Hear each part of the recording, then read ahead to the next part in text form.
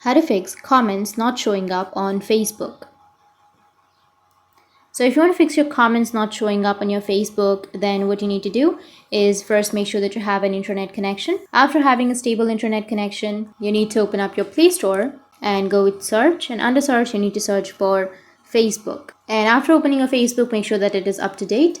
And after updating your Facebook, you can go with open or just go back and then open up your Facebook. After opening your Facebook, you need to go with the upper right, which has that 3 horizontal lines, and then scroll down, tap on settings and privacy, go with help and support, and tap on report a problem, and here tap on continue to report a problem, and it might take a few seconds to create a report, so just wait. Now tap on include or don't include, and here you need to go with an option. So if you have comment section, you just need simply go with comments, or if you don't have comments, you can go with any other option. So I'll just simply go with videos, and here you need to describe the issue. So you need to write that I'm facing an issue with comments, so comments are not showing up on my Facebook. And after that you can go with send, or you can also upload some screenshots from your device, and after reporting the problem to Facebook, Facebook will fix your issue. That's it, and if you have any questions, feel free to comment below. Thanks for watching.